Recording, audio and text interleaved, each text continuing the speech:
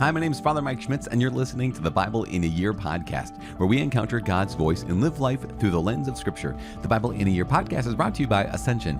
Using the Great Adventure Bible timeline, we'll read all the way from Genesis to Revelation, discovering how the story of salvation unfolds and how we fit into that story today. It is day 207. We are reading from Isaiah chapters 34, 35, and 36. Also, the middle of Baruch chapters 3 and 4, as well as Proverbs chapter 11, verses 21 through 24. As always, the Bible translation that I'm reading from is the Revised Standard Version, Second Catholic Edition. I'm using the Great Adventure Bible from Ascension. If you want to download your own Bible in a Year reading plan, you can visit ascensionpress.com/Bible in a Year. You can also subscribe to this podcast to receive daily episodes, because I know how much you love to be reminded to subscribe. So why would I stop now? I mean, for crying out loud, it's day 207. If I stopped asking you to subscribe now, I don't know who I would be. You know, it just what would this podcast even be? What would be the I was going to say what the word of God would be, but that I don't want to go too far. I don't want to go too far to make a joke.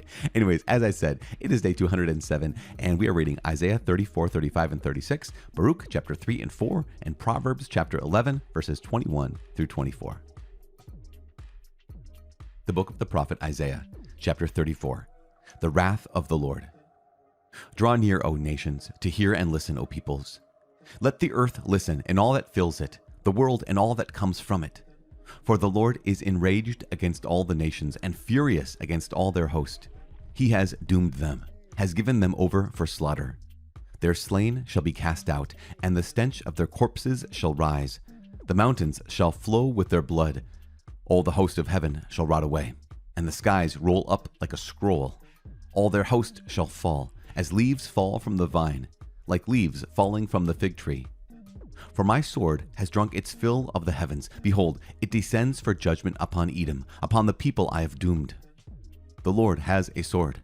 It is sated with blood. It is gorged with fat, with the blood of lambs and goats, with the fat of the kidneys of rams.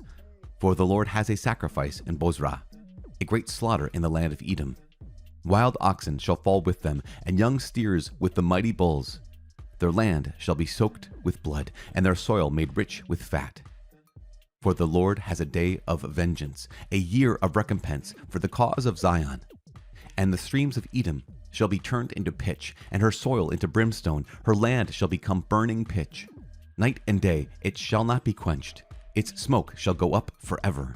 From generation to generation it shall lie waste. None shall pass through it forever and ever. But the hawk and the porcupine shall possess it. The owl and the raven shall dwell in it. He shall stretch the line of confusion over it, and the plummet of chaos over its nobles. They shall name it No Kingdom there, and all its princes shall be nothing. Thorns shall grow over its strongholds, nettles and thistles in its fortresses. It shall be the haunt of jackals, an abode for ostriches, and wild beasts shall meet with hyenas. The satyr shall cry to his fellow, yes, there shall the night creature alight, and find for herself a resting place.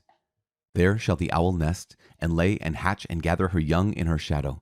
Yes, there shall the kite be gathered, each one with her mate. Seek and read from the book of the Lord. Not one of these things shall be missing. None shall be without her mate. For the mouth of the Lord has commanded, and his spirit has gathered them. He has cast the lot for them. His hand has portioned it out to them with the line. They shall possess it forever. From generation to generation they shall dwell in it. Chapter 35. The Lord will come to save. The wilderness and the dry land shall be glad. The desert shall rejoice and blossom. Like the lily it shall blossom abundantly, and rejoice with joy and singing. The glory of Lebanon shall be given to it, the majesty of Carmel and Sharon. They shall see the glory of the Lord, the majesty of our God. Strengthen the weak hands, and make firm the feeble knees. Say to those who are of a fearful heart, Be strong. Fear not.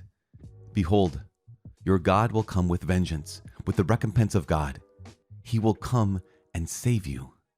Then the eyes of the blind shall be opened, and the ears of the deaf unstopped. Then shall the lame man leap like a deer, and the tongue of the mute sing for joy. For waters shall break forth in the wilderness, and streams in the desert. The burning sands shall become a pool, and the thirsty ground springs of water. The haunt of jackals shall become a swamp. The grass shall become reeds and rushes. And a highway shall be there, and it shall be called the Holy Way.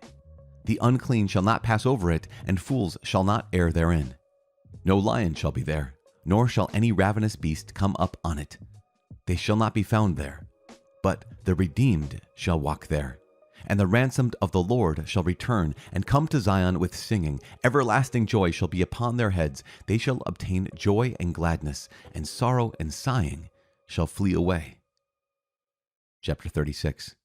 Sennacherib threatens Jerusalem. In the 14th year of King Hezekiah, Sennacherib, king of Assyria, came up against all the fortified cities of Judah and took them.